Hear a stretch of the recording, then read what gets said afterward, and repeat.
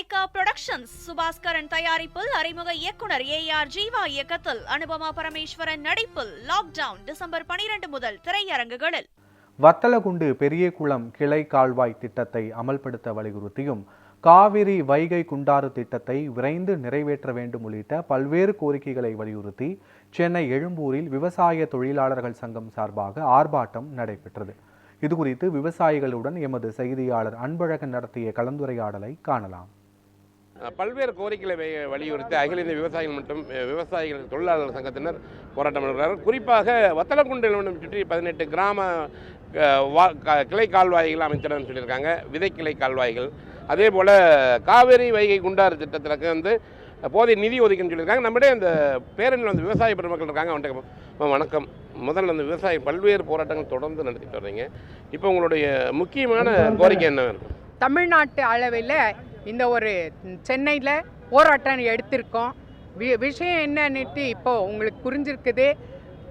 அந்த பகுதியில் வறட்சியான பகுதி, தண்ணீர்ன்றதே இல்லை. அங்கே பக்கத்திலேயே கால்வாய்ங்க இருக்குது.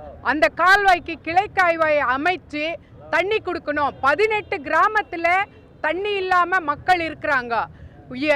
இந்த ஒரு பிரச்சனை. கூடவே வைகை குண்டாறு திட்டம் பாதியிலேயே நின்றுட்டு இருக்குது. அதையே கூட கம்ப்ளீட் பண்ணி தண்ணி கொடுக்கணுன்ற ஒரு பிரச்சனையை வச்சு இன்னைக்கு தமிழ்நாடு முழுவதும் பிரச்சாரம் செய்திருக்கோம். ஆயிரக்கணக்கில் நோட்டீஸ் அடித்து எல்லா இடத்துக்கும் கொடுத்துருக்கோம், போஸ்டரை போட்டிருக்கோம். இன்னைக்கு மக்கள் இங்கே பெரிய அளவில் வந்து போராட்டத்தை கை கொண்டிருக்கோம். இதுக்கு பிறகு நாங்கள் செக்ரட்டேரியட்டுக்கு போய் மினிஸ்டருங்களுக்கு மனு கொடுக்குற ஒரு ப்ரோக்ராம் கூட இருக்குது. இப்போ உங்களுக்கு அமைப்பு யாரும் வந்து உங்களுக்கு வந்து பாதுகாப்பு இதுக்கு வந்துருக்காங்க, ஆதரவு தெரிவிச்சிருக்காங்க? இங்கே உள்ள வியாபாரி சங்கத்தினரும் வந்திருக்காங்க. ஏன்னா ஒரு நாளில் அவங்க அந்த ஊர்களை வாழ்வாதாரம் இல்லாதனால சென்னையை நோக்கி வந்தவங்க அவங்க கூட வந்திருக்காங்க. அதே மாதிரி விவசாய பெருமக்கள் புதுக்கோட்டை மற்றும் வத்தலகுண்டு பகுதியிலிருந்து வந்திருக்காங்க. திண்டுக்கல் மாவட்டம் மற்றும் சேலத்திலிருந்து கூட பெரிய அளவில் விவசாயிகள் இங்கு வந்துள்ளார். இப்போ இது மட்டும் இல்லை, விவசாயிகளுக்கு ஆதரவாக வந்து வணிகர் சங்கங்களுடைய பேரவையுடைய பேரவை வந்திருக்காங்க. அவருடைய தலைவர் ரவி இருக்கார். இப்போ இந்த விவசாயிகளை பொறுத்த வரைக்கும் தொடர்ந்து அவங்களுக்கான பிரச்சனை எப்போ தீர்க்க முடியாத ஒன்றா இருந்திருக்கு. இவங்களும் போராடிட்டே வர்றாங்க. இப்போ உங்கள் அமைப்பு வந்து சேர்ந்து இவங்களுக்கு சப்போர்ட் பண்ணியிருக்குது. எந்தெந்த மாதிரியான கோரிக்கையை முன் வச்சு உங்களோட போகிறீங்க? தமிழ்நாடு அனைத்து வணிக சங்கங்களின் பேரமைப்பின் சார்பாக முதல்ல என்னென்னா, விவசாயிகளும் வணிகர்களும் 2 கண்ணு. நாங்கள் வந்து என்றைக்குமே சொல்லிக்கிட்டு இருப்போம். தொடர்ந்து விவசாயிகள் எங்கெங்கே போராடுறாங்களோ அங்கெங்கெல்லாம் தமிழ்நாடு அனைத்து வணிக சங்க பேரமைப்பு அவங்களுக்கு ஆதரவு நிலைப்பாடு எடுக்கும்.